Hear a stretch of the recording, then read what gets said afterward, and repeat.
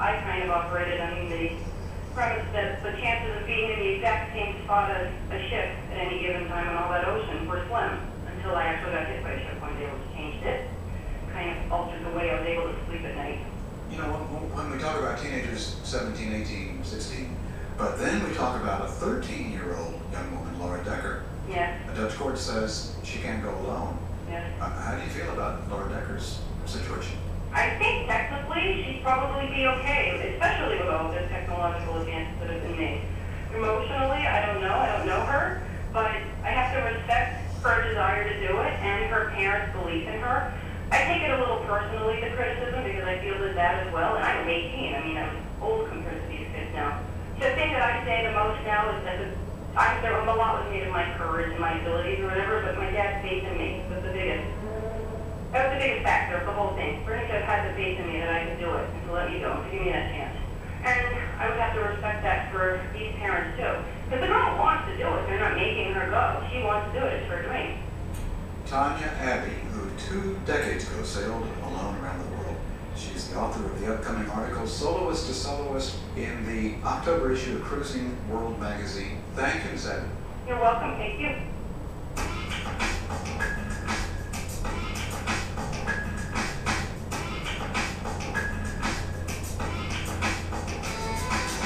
Southern California is not only a land of celebrities, it's a land of celebrity dog trainers. And now a new trainer is making his mark in that crowded field. He calls himself the Russian Dog Wizard. And as NPR's Karen Grigsby Bates reports, he speaks a special language the dogs seem to understand. Meet Vlade Roitepel, trainer of dogs and their people. Every leash has 2 ends. If you don't pick one end, somebody will pick another end. Today it's your dog, tomorrow it's your husband or kid, whosoever. Some people think of Vlade as a sort of canine Dr. Phil.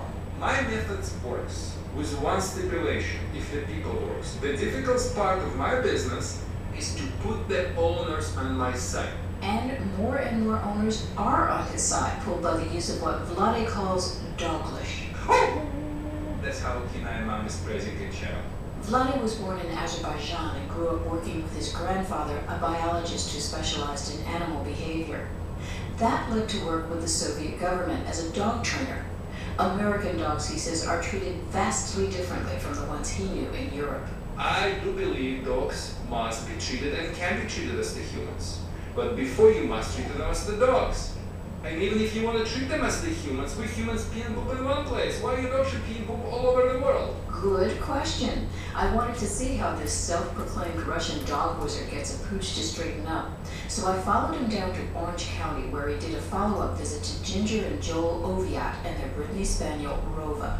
When the first time I came in this house, this dog was barking like a Russian AK-47 downtown Beirut.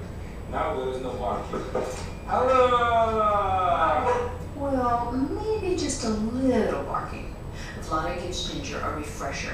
Okay, so your dog is barking, so you need to approach to the dog and snap the crate. Throw her up. Go ahead. Snap the crate. After a little thump on Rova's crate, she gets it and settles right down. Then she's let out to greet the visitors. Ginger says she's noted a definite change in Rova since Vlade's visit. The day after he left, the first lesson, it was a day and night difference. No wild barking, no jumping on the sofa or on visitors. A calmer dog. Ginger says Vlade showed her how to verbally correct Rova using tone. What was that? That sharp sound does bring you up short, and tone, Vlade says, is what dogs understand. It's the basis of doglish.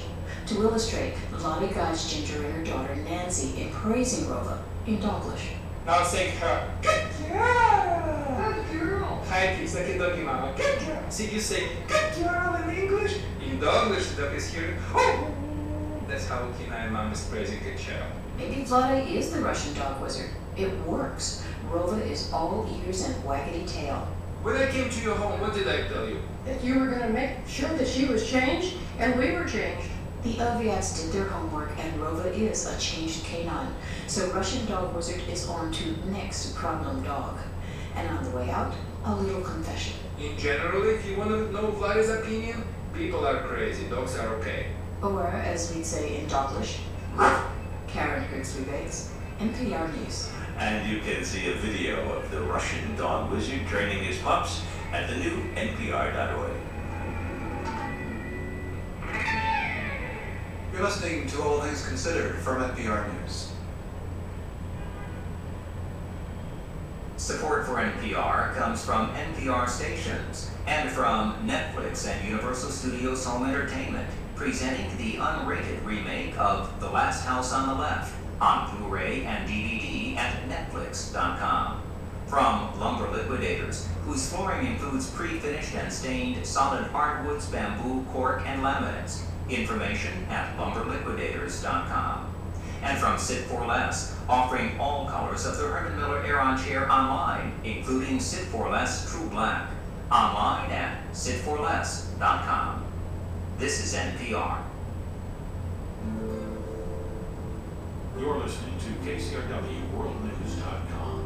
For a complete program schedule and KCRW's podcast directory, including To the Point and Left, Right, and Center, go to KCRW.com.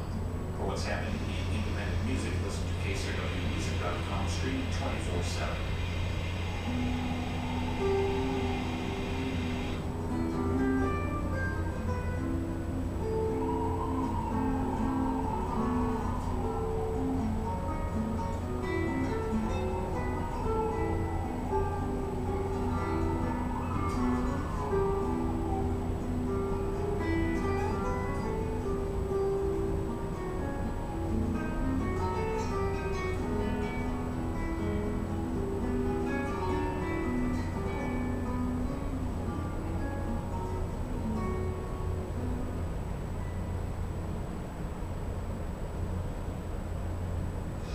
From Public Radio International, this is The World.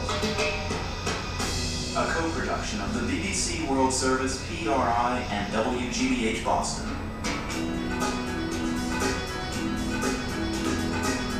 It's Thursday, September 3rd. I'm Mark O'Rourke.